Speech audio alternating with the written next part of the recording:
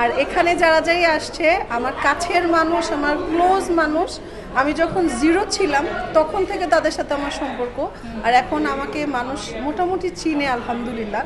এখনও তাদের সাথে সম্পর্ক, আর তাদের জীবনে আমি একটা ইম্পর্টেন্ট মানুষ, এটাই আমার অ্যাচিভমেন্ট। আপু কেমন লাগছে তার? খুব ভালো লাগতেছে, মানে লিওনা আপুর বার্থডে বা যে কোনো স্পেশাল দিনই আমাদের জন্য স্পেশাল।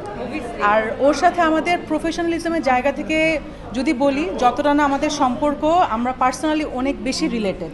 অ্যান্ড আলহামদুলিল্লাহ আমরা প্রত্যেকটা মোমেন্ট সেলিব্রেট করি, কারণ আমরা যখনই একসাথে বের হই আলহামদুলিল্লাহ আমাদের প্রত্যেকটা মোমেন্ট এত মানে ফান লাভিং থাকে আমাদের। সো আমাদের কাছে মনে হচ্ছে আজকে জাস্ট একটা রেগুলার ডের মতো, বাট একটু স্পেশাল।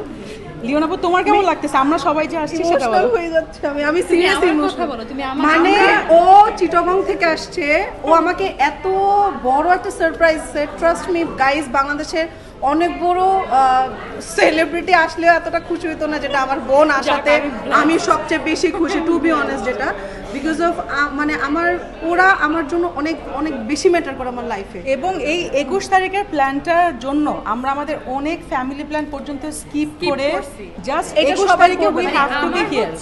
এটা সবাই করবে না। আমার হাজবেন্ড, আমি ইব্রার চলে গেছে, মানে আমার হাজবেন্ড হচ্ছে ও ইন্ডিয়ায় চলে গেছে, আমাকে বলছে তুমি যদি ঢাকা যাও তাহলে আমি ইন্ডিয়া যাব।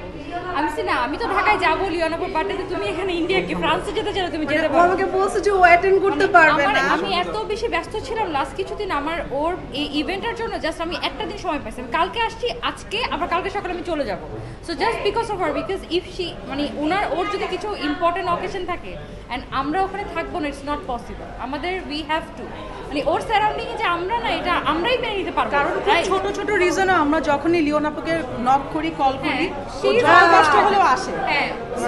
আজকে তোমার day, happy birthday, happy birthday. On স্ক্রিনে বলতে চাই happy birthday, we love you. আমার হচ্ছে জার্নিটা লিওনাপুর সাথে প্রায় 2021 সাল থেকে না, we know each other from 2021। তো তখন থেকে আলহামদুলিল্লাহ এখন আমরা মানে we grow like a family. হ্যাঁ, আমরা একটা ফ্যামিলি হয়ে গেছি আলহামদুলিল্লাহ। Thank you so much. Thank you. Thank you.